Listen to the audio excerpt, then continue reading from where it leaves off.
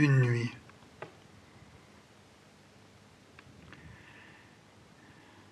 Cécile dormait. Moi, je dormais aussi. Je ne sais qui le premier de nous deux s'est réveillé.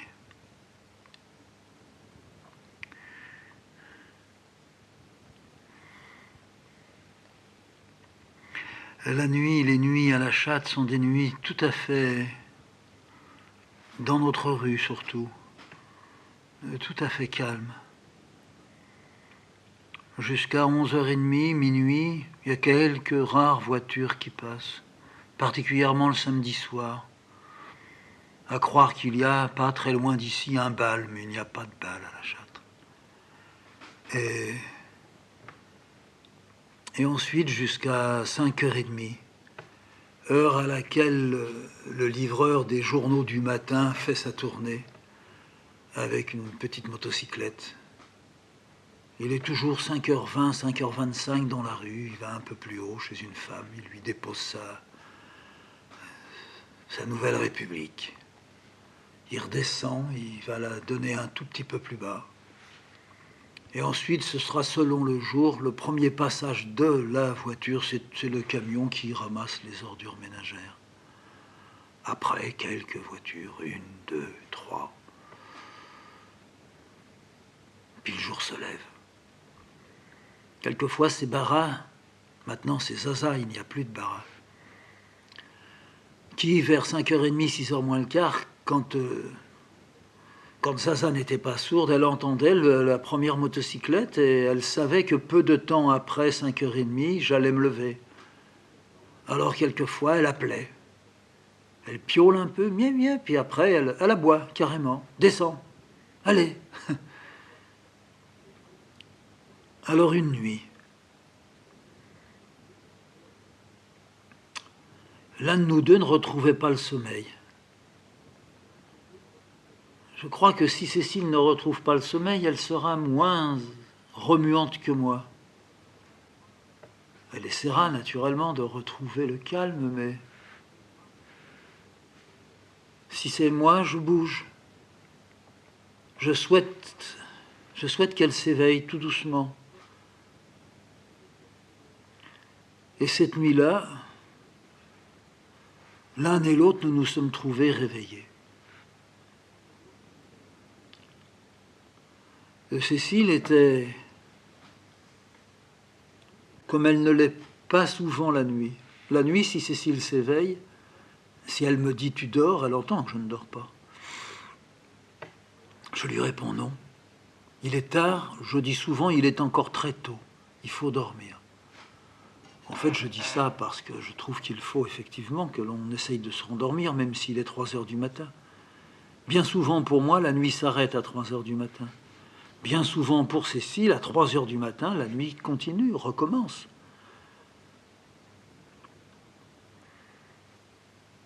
Alors, comme dans la campagne, quand on rencontre un paysan et qu'on parle du temps, quand on s'éveille tous les deux, s'il n'y a pas eu un rêve ou un cauchemar derrière, si après avoir demandé à l'autre tu as rêvé et tu t'en rappelles, avoir quelquefois dit si tu as rêvé ne me le raconte pas, je voudrais me rendormir, alors il y a tout simplement, ça fait un bon moment que je suis éveillé, je t'entendais dormir, enfin maintenant on va pouvoir un tout petit peu parler. Alors la question est toujours la même. Ça ne va pas. Et c'est Cécile qui a commencé. Elle m'a demandé « Tu as déjà essayé de te remémorer ce que tu as pu traverser de particulièrement dangereux ?» Oh, je dis « Il m'est arrivé non pas d'en faire le compte, mais de me dire « Ah oui, il y a eu ça, et puis il y a eu ça. » Mais il n'y en a pas... Il n'y en a pas 10. Du moins, je ne crois pas, non. Vraiment quelque chose d'important. 2, 3. Et toi? Alors elle me dit, elle me l'avait déjà un peu un peu confiée, mais là, parce que c'était en pleine nuit, qu'elle avait peut-être, elle, de son côté, rêvé, mais pas voulu raconter ce que c'était, le dire, son rêve. Peut-être qu'elle le gardait pour elle et le recopiait le lendemain matin dans un de ses cahiers. Elle me dit que quand elle avait 16 ans, pas tout à fait, elle se trouvait dans une ferme avec d'autres jeunes. Tout le monde se cachait. C'était sans doute dans la région de Castres ou d'Albi. C'est curieux de penser d'ailleurs que Cécile, dans la région de Castres, à cette période-là, n'était pas très loin de Belle-Mère, qui était aussi dans la région de Castres. Le Belle-Mère qu'elle allait graver 25 ans après, 20 ans après. Elle était donc là dans une ferme avec d'autres jeunes gens. Cela formait un des groupes qui s'apprêtait à s'organiser pour pouvoir lutter contre les miliciens et contre les Allemands. Particulièrement se défendre si on les attaquait et s'ils se structuraient bien, de pouvoir vraiment engager la lutte à un moment. Comme elle était très jeune et qu'elle était de petite taille, qu'elle avait encore certainement ses traits d'enfant sur son visage, c'est elle qu'on avait chargée pour transporter des papiers d'identité. Les faux, pour que d'autres en difficulté puissent sortir de leur cachette, sortir de là où ils étaient. Parce qu'on se cachait jusque dans le fond des caves. La tante de Cécile a été dans une cave très longtemps.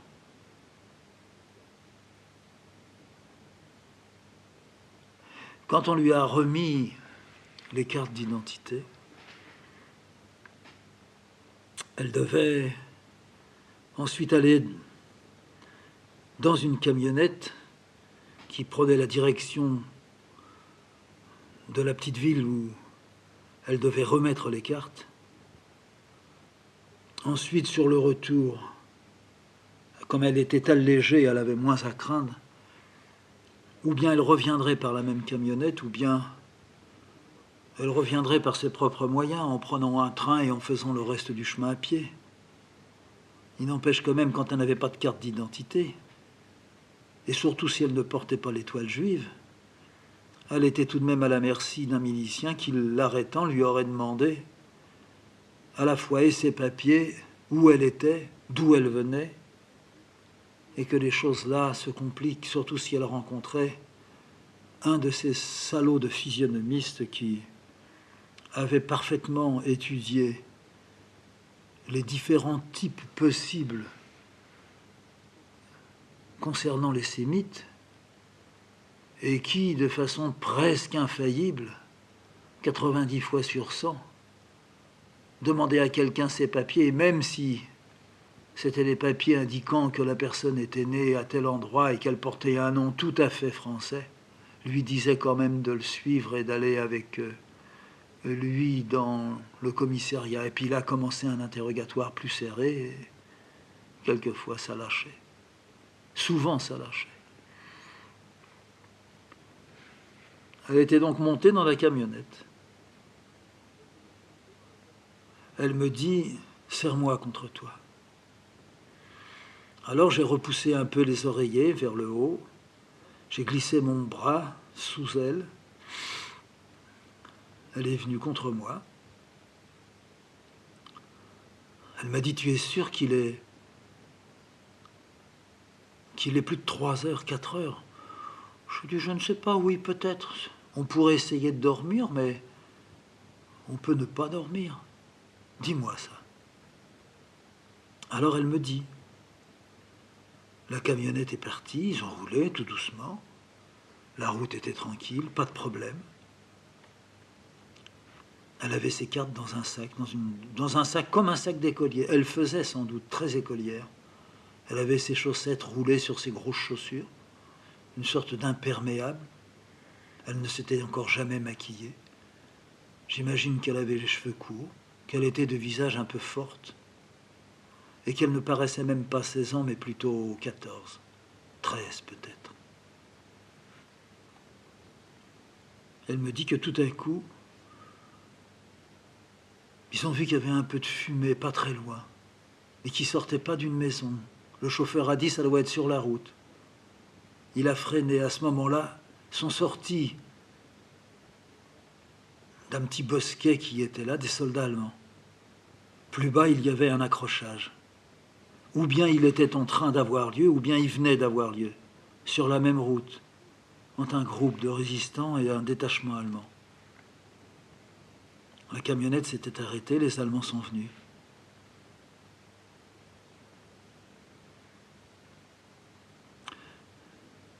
Elle me dit que elle voyait de là où elle était, où avait lieu l'accrochage. Là aussi, il y avait une camionnette sur la route, et puis la fumée qui sortait. Et des soldats qui couraient un peu dans tous les coins.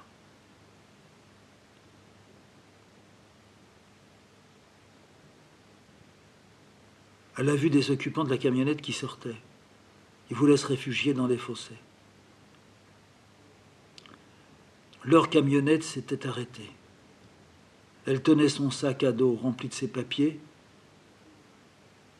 Et les Allemands sont venus. Ils sont mis à inspecter le véhicule. Là-bas, à 100 mètres d'eux, ça tirait encore. Il y avait des balles qui arrivaient jusque vers la camionnette. Les soldats, ils tâtaient tout. La veste, le pantalon, du chauffeur, de celui qui était à côté de lui. Et avec Cécile, devant son jeune âge sans doute, et une mise assez ordinaire, je ne sais pas pourquoi ils ne l'ont pas fouillée, elle non plus n'a pas su.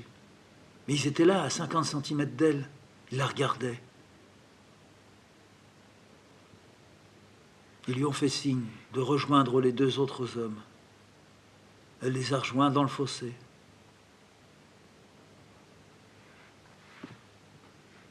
Elle se serrait si fort contre moi. J'ai pris sa tête dans une de mes mains. J'ai voulu toucher ses joues. Je me demandais si elle pleurait. Elle me dit j'avais si peur. Elle me dit encore, si tu savais ce qui me passait par la tête. Je me disais, il faut courir et se faire tirer dessus. C'est tout à fait ce qu'on pensait partout. Tous ceux qui étaient comme ça dans le danger. Mieux vaut se faire tirer dessus.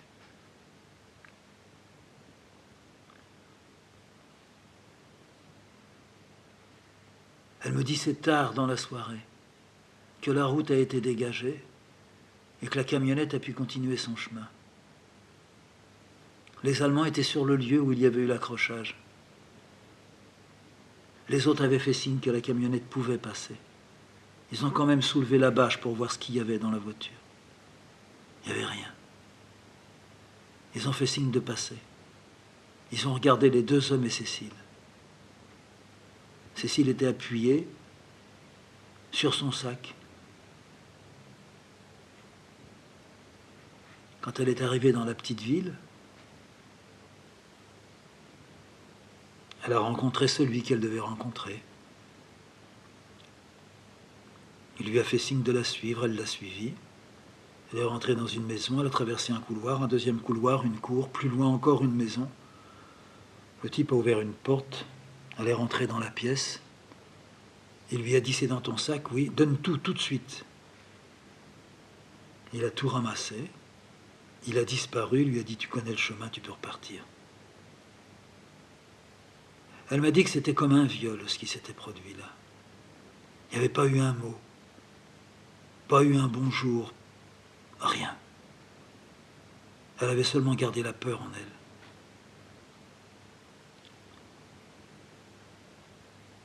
Il n'y avait pas de discussion dans ce temps-là. On ne perdait pas son temps, le temps était trop précieux. Une minute de trop et on se faisait prendre. Elle était jeune. Mais quand elle était encore plus jeune, avant d'arriver justement dans la région à Castres, les enfants étaient descendus de Paris et passaient la ligne de démarcation en chemin de fer. C'étaient les enfants du lycée. Elle était la seule petite juive, la seule petite fille à avoir une étoile jaune cousue sur la poitrine. Cécile me dit, je ne sais pas si c'est là que j'ai eu plus peur ou si c'est avec les cartes d'identité dans le sac. On était là, toutes serrées les unes contre les autres. On avait bavardé un peu. On roulait. Sur mon manteau, elle le savait que j'avais l'étoile. Donc toutes savaient que j'étais juive. Donc même les institutrices et tout le monde savait que j'étais juive. Il y en avait même quelques-unes qui avaient dit « C'est normal qu'on vous fasse payer. C'est vous, les Juifs, qui avez mis à mort le Christ. » Cécile me dit « Je comprenais jamais leur méchanceté. Elles étaient pourtant, quand on faisait des jeux, comme toutes. Elles étaient souriantes, elles étaient... Mais chaque fois qu'on abordait ça, elles abordaient, elles avaient besoin de me blesser. Le train s'est arrêté. On a entendu, on marchait dans le couloir, et puis il y a un des professeurs qui a dit « Personne ne sort des compartiments ». Alors personne n'est sorti. Toutes les petites regardaient vers la porte, Cécile aussi. La porte a été ouverte. Il y avait 2 soldats qui étaient là. Il y en a un qui parlait le français. Il regardait les enfants un à un. Il avait commencé sans doute par la banquette en face de celle de Cécile. Et il devait y avoir 5 ou 6 petites filles là. Puis après il a remonté de l'autre côté, jusqu'à Cécile qui était tout à fait contre la porte du couloir. Avec son pied, elle touchait presque le pied du soldat. À la fin, il a dit « Il n'y a pas de juifs alors ici ?» Cécile a regardé devant elle. Elle serrait bien son bras gauche sur sa poitrine, elle attendait. Aucune des petites filles n'a parlé. La porte alors s'est refermée.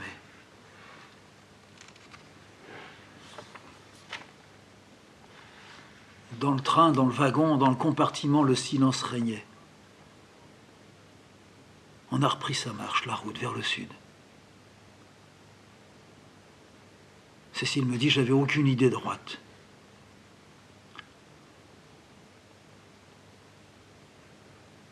Tu ne peux pas savoir quand on est enfant ce que c'est qu'une chose comme ça.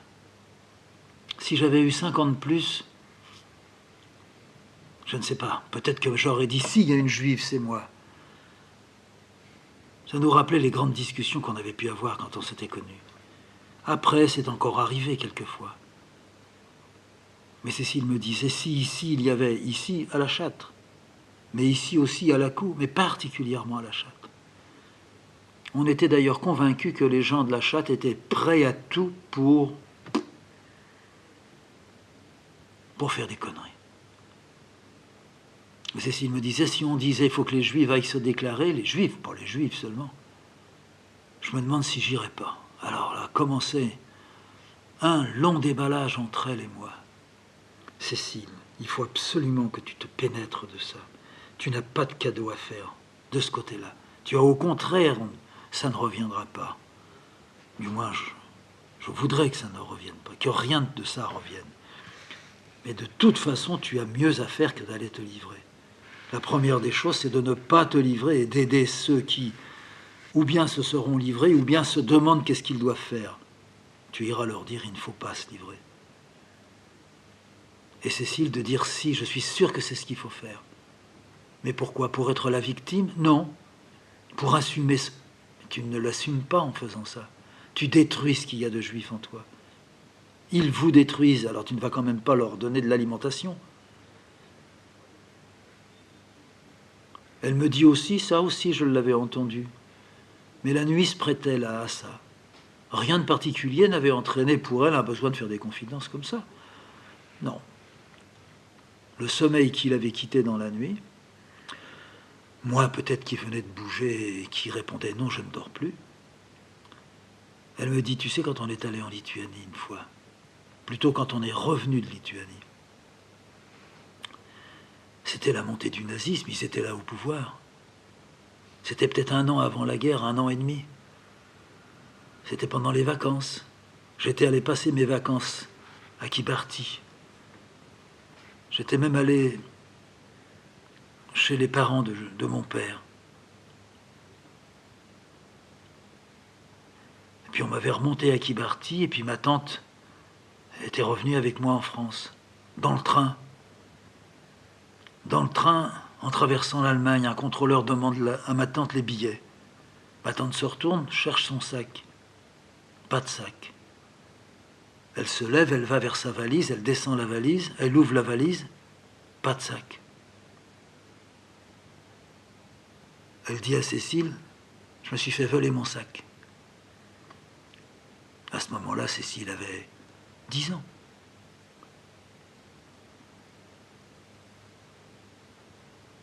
Elle ne se souvenait pas avoir vu quelqu'un rentrer dans le compartiment. Peut-être qu'elle s'était sortie une seconde. Peut-être qu'il était resté là. Peut-être que c'est quelqu'un qui était dans le compartiment.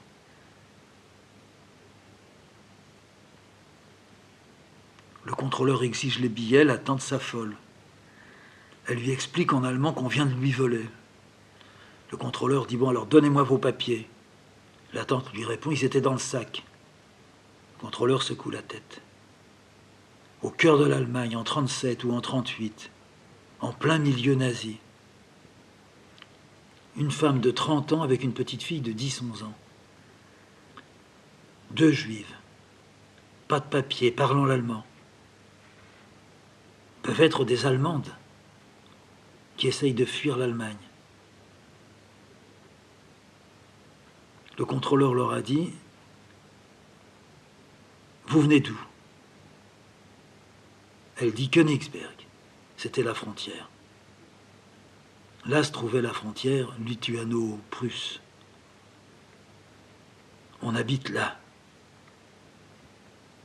Si je peux retourner là, je me fais faire des papiers, je reprends les papiers de l'enfant, je reprends des billets, je reviens. Laissez-nous repartir.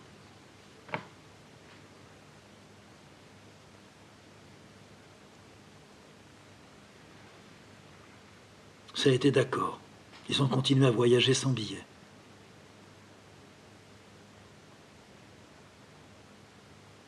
Ils sont arrivés jusqu'à Königsberg. À Königsberg, ils connaissaient un peu les gens. Kibarty était juste derrière. On les a laissés sortir. À Kibarty, on a fait les papiers. Le grand-père a redonné de l'argent pour les billets. Chacun avait son billet en soie, en dessous de son corsage. Un peu d'argent, chacun aussi, en dessous la jupe. Il ne fallait plus maintenant que ça arrive une seconde fois. Le sac, il a été retrouvé. Tu sais où on l'a retrouvé? Non. On l'a retrouvé sous la voie.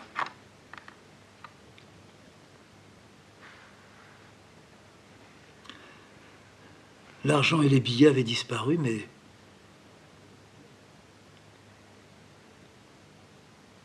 les papiers y étaient. C'était un voleur. C'était pas un fuyard.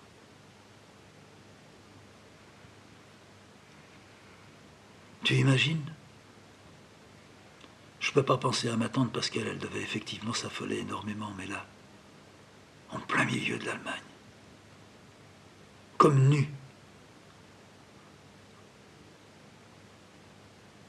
Peu après, les frontières allaient se refermer. Ça aurait été fini. Pour elle, pour moi. Je me suis tellement vue souvent prise comme ça. Après, parce qu'il y a eu ça, c'est vraiment quelque chose qui ne peut pas être oublié. Mais même si j'avais pas eu une aventure comme celle-là, j'aurais inventé n'importe comment pour qu'on me prenne, quoi, pour que, je sais pas, à Königsberg, par exemple. Parce qu'on m'emmenait à Königsberg, on m'emmenait même à Berlin. J'ai vu des nazis marcher dans les rues de Berlin avec ma tante, avec une autre tante aussi. On ne pensait pas que ça allait arriver comme ça. Puis moi, à mon âge, je ne pouvais pas penser à ça. Mais je savais ce qu'ils étaient. Je savais qu'ils étaient méchants. Je savais que Akibarti, et puis autour de nous, autour de moi, on disait que bientôt on ne pourrait plus aller en Allemagne. Ils allaient en Allemagne parce qu'ils faisaient du commerce. Ça serait bientôt fini.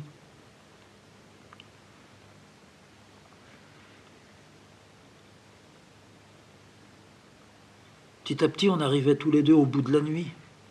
J'ai même demandé à Cécile, écoute, on va plus dormir maintenant, on va pas se lever maintenant, mais je vais aller chercher la chatte et la chienne.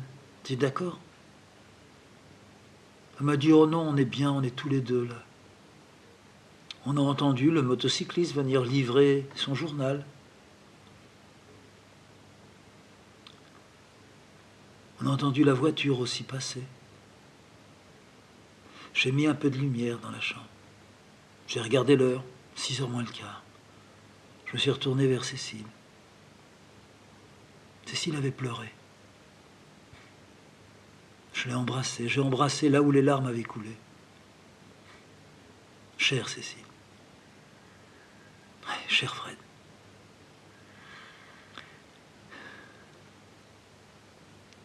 Le jour qui va suivre sera un jour très lourd. Pour elle, la gravure aura perdu tout son sens. Ce sont des choses inévitables entre nous.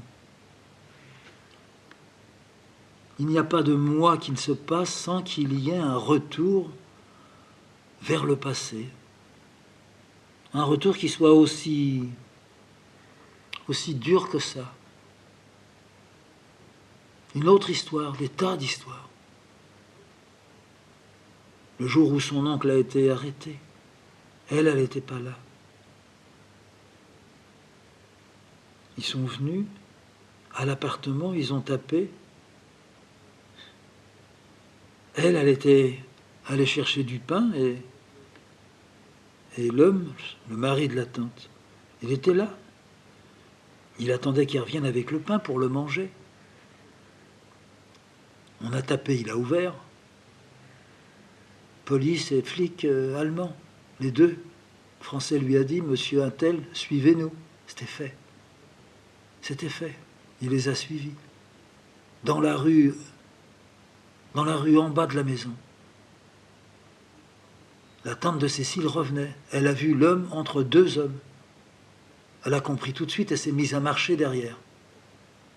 Mais si elle marchait trop, ils risquaient de se demander, eux, ce qui se passait, puis de lui dire, mettez-vous ici aussi.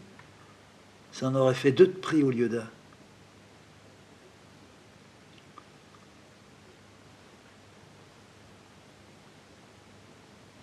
Le lendemain matin, elle avait les cheveux blancs, tout blancs. Personne ne la reconnaissait.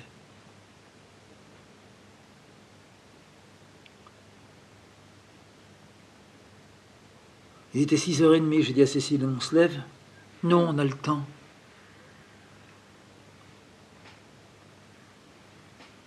Je vais chercher du café, je le monte. Non, je ne veux pas boire.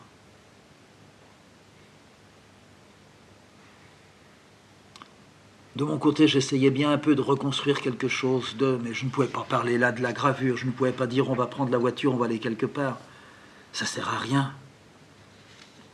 Je sentais qu'elle était fendillée complètement. Elle venait de revoir la possibilité à l'homme de se projeter, retrouver exactement ce qu'il a vécu et des sensations intactes, des émotions intactes, comme si c'était 1938 pour le coup des billets, 1942 pour l'arrestation. Pareil.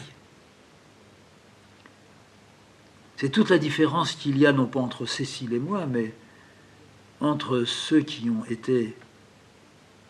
portent en eux la persécution, qui l'ont été, dont les leurs l'ont été, même s'ils ont été élevés loin de tout ça. Quand ils comprennent ce que ça a été pour les autres, ils le ressentent tout à fait possible pour eux.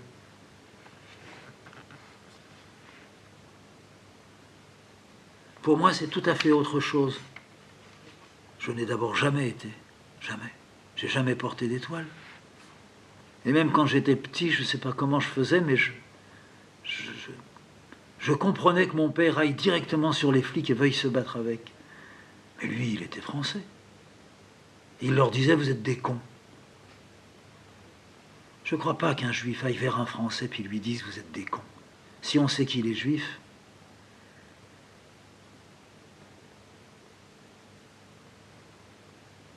et pour moi, j'arrivais quand même beaucoup plus facilement à passer à travers tout ce qui pouvait remonter. Moi, je disais, on doit toujours se relever. D'une certaine façon, il faut évidemment faire face, mais il y a les façons à chacun. Mais surtout pas la façon dont elle disait qu'un jour, elle se servirait. C'est-à-dire, c'est pas une question de braver, c'est une question de ne pas se soumettre. Mais ça n'est pas se soumettre du tout que de dire je ne suis pas juive, j'ai rien à voir avec ça. Ça n'est pas se soumettre à leurs idées, ça n'est pas céder, c'est bien au contraire. Mais ça, Cécile ne pouvait pas. Cécile n'a jamais pu. Alors ce que j'arrivais pour moi, je n'arrivais pas du tout à le faire passer de son côté. Je lui disais, le temps peut te permettre de... Elle disait non. Et même quand une nuit venait d'être comme celle-là, il fallait peut-être 2 semaines, 3 semaines. Continuellement, ce n'était pas que la chose remontait. On peut dire là, c'était les stigmates qui se reformaient. Pour un peu, elle aurait pu avoir les mains saignantes.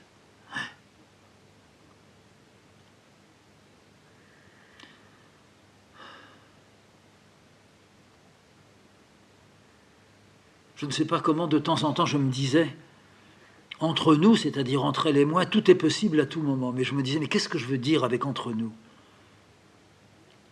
Alors, bien sûr, je pensais, je pourrais un jour arriver et que je cherche Cécile partout et par un coup de baguette de je ne sais trop quoi, la voisine vient et me dit, ils sont venus, ils ont arrêté votre femme. Mais c'était pas à ça que je pensais, le tout est possible à tout moment. Alors le tout est possible. Qu'est-ce que je peux dire? Je sais que sous une forme ou une autre, des actes comme ça, à peine différents, peuvent se renouveler. Moi, j'ai confiance en rien. Les bonhommes, j'y crois pas. Hein? À quelques-uns. Ordinairement, ils sont pas flics. Ils sont pas militaires.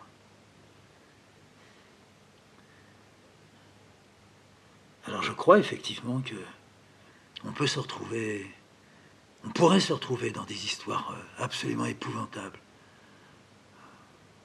Il ne faut pas dire oui, je suis ça. Il ne faut même pas le dire quand il n'y a pas encore de mouvement. C'est pas qu'il y ait une question qui importe. Par exemple, il faut cacher que l'on est. Mais il ne faut pas le cacher qu'il y a quelques amis. Il ne faut pas faire confiance à tous. Et il ne faut pas leur donner vraiment les munitions pour nous tirer dessus. Non. Moi, je sais qu'on peut décider un jour que tous les moustachus, il faut les arrêter, les faire chier, les détruire. Je sais qu'on peut dire, alors là, c'est pas seulement je le sais, c'est qu'on l'a vu. Ce qui est artiste, il faut non seulement s'en méfier, mais quelquefois les écarter. C'est arrivé bien ailleurs que chez le pays des nazis. Ouais. Et même en France, on se fout de la gueule des artistes. Mais on peut aller tellement plus loin.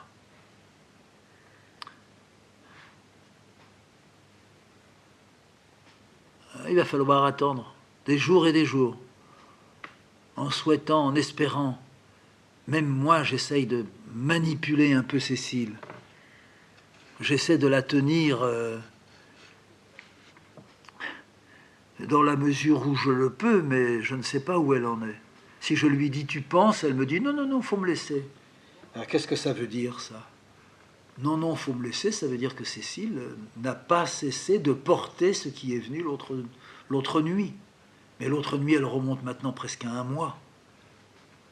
Et puis dans la journée, quand je descends, que je la surprends dans son atelier, elle n'est pas en train de graver. Elle a les outils sur la table. Elle a les outils sur la table et elle regarde droit devant elle. Comme elle me dit quelquefois, je regarde devant moi. Je regarde devant moi, mais je vois pas. Elle le faisait quand on était à la cour. Elle se mettait à la fenêtre. Quelque chose cuisait sur sa petite cuisinière. Peut-être que c'était 10 heures du matin, rien ne cuisait, ou elle était en train de faire des épluchures et elle avait arrêté. Elle regardait par la fenêtre. J'avais pourtant fait un peu de bruit en descendant, mais elle ne m'avait pas entendu. Elle était prise, saisie. Elle regardait en direction, quand c'était à la cour, de la fromagerie. J'arrivais derrière elle. Puis je lui touchais l'épaule, je tapotais dessus. Tu rêves? Non. Tourne-toi. Non, c'est pas la peine.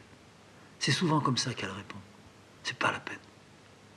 Moi, je te demande, retourne-toi. Regarde-moi. Alors elle tourne la tête, elle tourne pas le buste. Je vois qu'elle pleure.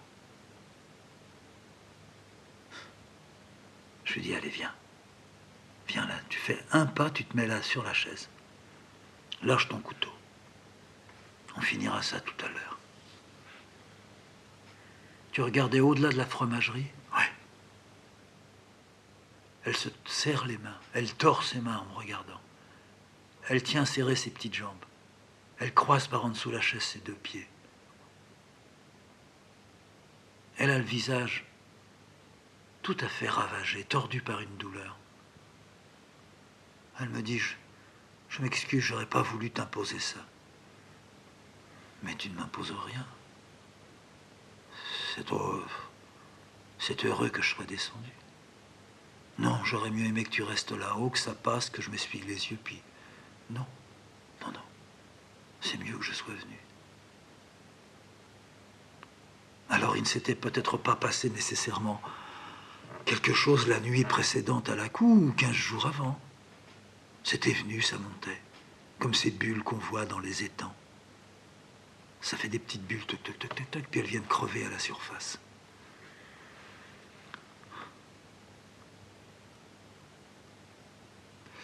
Moi, je connais pas ça. Je ne lui dis pas à elle, moi, je ne connais pas ça, mais je lui ai dit. Mais si je pense à... Si je remonte en arrière, je connais pas ça. Que ça soit revoyant ma mère crachant du sang, que ça soit moi, malade, maigre, à un moment donné, on a dû croire que j'allais crever. Je ne suis pas comme ça. Je ne pleure pas comme ça. Je ne suis pas ressaisi par une sorte d'envoûtement qui m'écrase, qui me chiffonne, qui me piétine, qui me dissout. Pourtant, je crois que je comprends Cécile. Je comprends. Je crois entièrement ce qui peut se passer.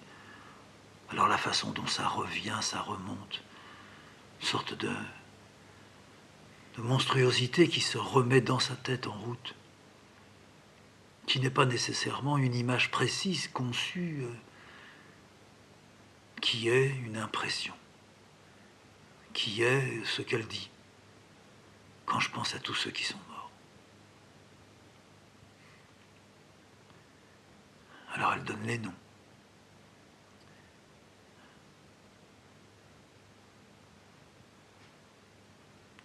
C'est contre ça qu'il ne lui est pas possible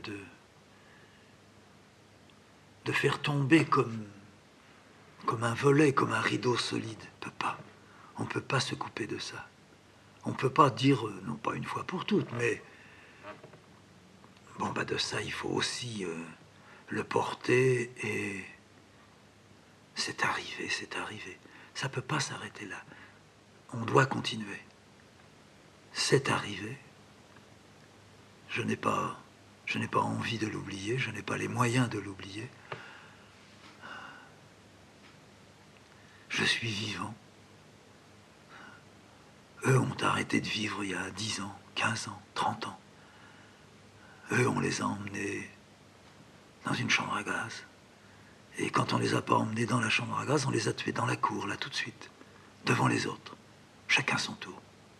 Ta-ta-ta, ta-ta-ta, ta-ta-ta. Ouais. Elle n'y était pas, mais elle n'a pas besoin d'y avoir été. Elle a seulement besoin d'avoir une mémoire. Elle n'a même pas besoin de se dire quelle bande de salauds, quelle bande d'ordures. Elle peut faire l'économie de tout ça. C'est ce qui s'est passé. C'est la vie qui a été retirée. Alors elle est là sur la chaise. C'est vraiment une toute petite femme maigre à ce moment-là. Elle a les cheveux un peu défaits. Elle a le visage défait. Elle a les joues qui sont en feu. Je sais qu'elle va dire tout à l'heure « j'aurais dû mourir ». Elle va pas dire « j'aurais dû mourir et être arrêtée ». Elle va dire « puisque je suis pas morte à ce moment-là, j'aurais dû mourir quand j'étais en sana ». On ne peut pas parler de ça. On peut pas dire « écoute Cécile, on va calmement ». Il n'y a pas de calme là.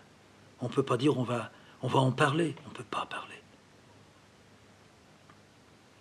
Je peux seulement lui dire à ma façon, je te comprends.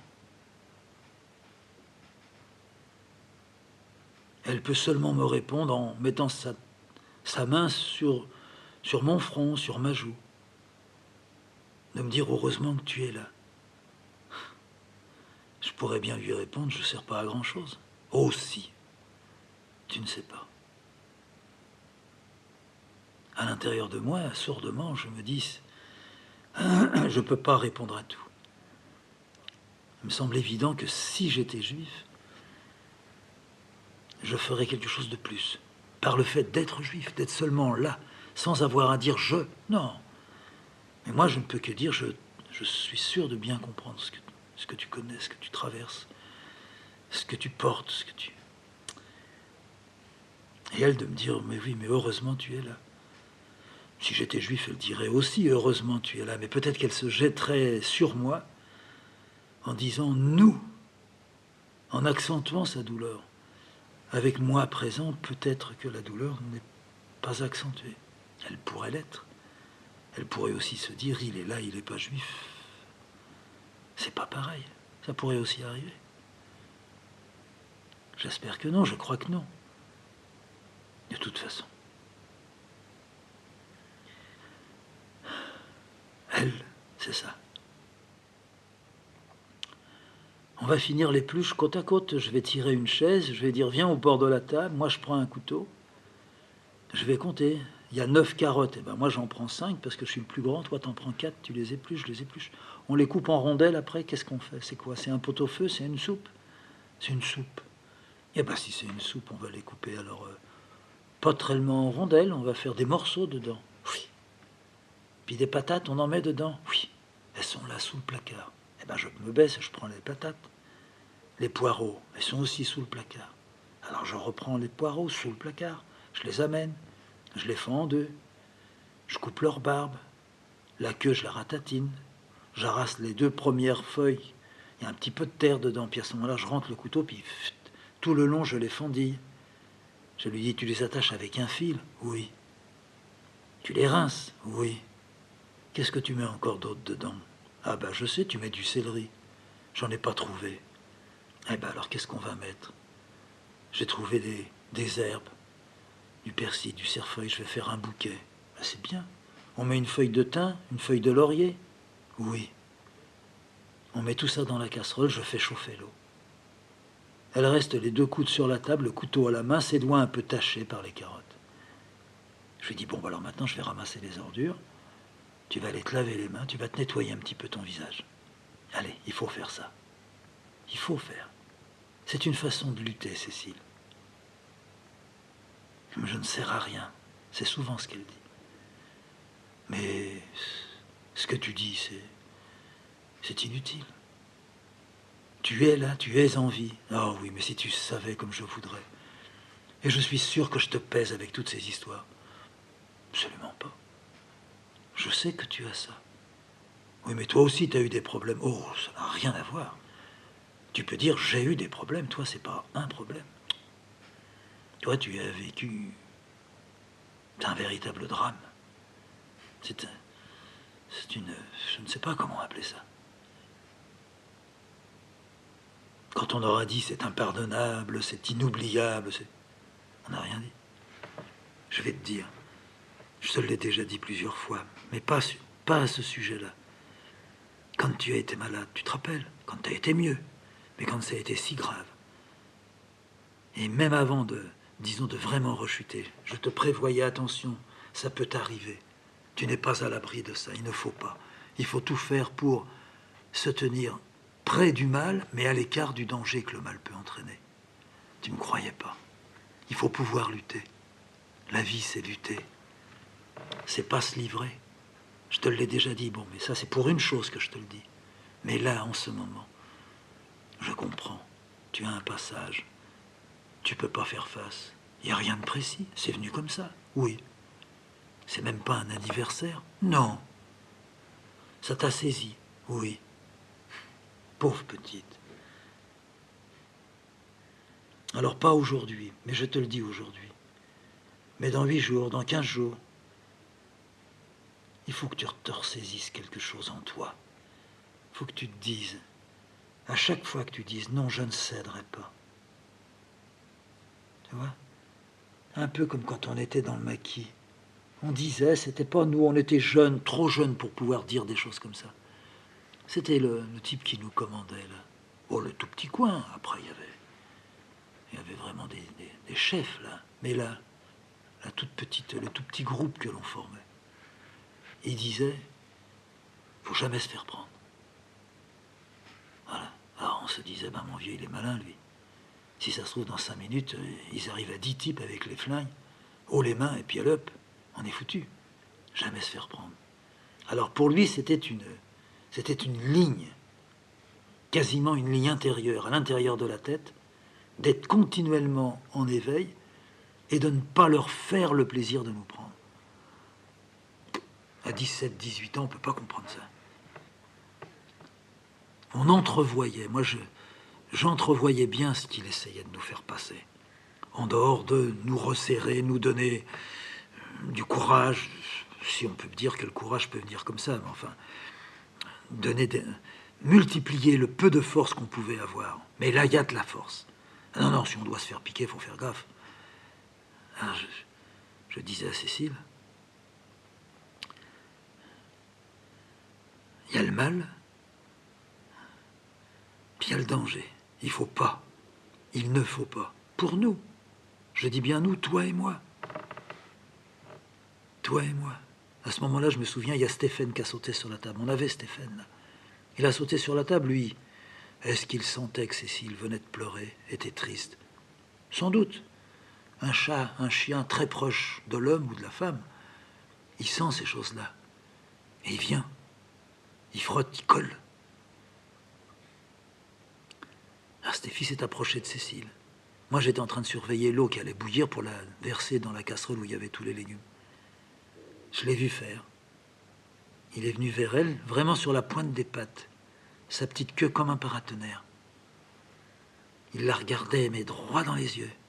Puis il a frotté sa tête contre la tête de Cécile, vers les oreilles de Cécile, vers les tempes de Cécile. Puis avec sa langue, il a léché un tout petit peu la peau du visage de Cécile. C'était salé. Il l'avait déjà fait, ça. Il léchait les larmes de Cécile. Il léchait peut-être le sel. Mais pourquoi vouloir banaliser ce que le petit chat faisait? Il y a des petits chats très très bien, qui sentent très très bien les choses. Il a fait beaucoup de bien à Cécile, parce que Cécile lui a touché sa tête aussi. Puis elle lui a dit, mon petit chéri, Stéphie. On l'appelait Stéphie. Alors il a fait ronron tout doucement. Je l'entendais de là où j'étais du gaz. J'ai versé l'eau, j'ai mis le couvercle sur la casserole, j'avais jeté une poignée de sel dedans. J'ai ramassé les épluchures, je les ai mis dans le seau. Je me suis passé les mains à l'eau. Je me les suis essuyés. Je me suis assis sur le bord de la fenêtre. le dos à la fromagerie. Oui, bien sûr que si. Si on était 20 ans en arrière, depuis la fromagerie, un type avec un flingue, il m'en fout une dans le dos, puis tout de suite une dans la tête de Cécile. Ça en fait 2 de moins. Cécile me regarde, elle me dit: à quoi tu penses? Ah, ça, je te le dirai pas. Pourquoi? C'était mal ce que tu pensais? Non, non, je vous regardais, toi et Stéphie. C'est pas vrai. Si t'avais vu le regard que tu avais... Quel regard j'avais? T'avais un regard.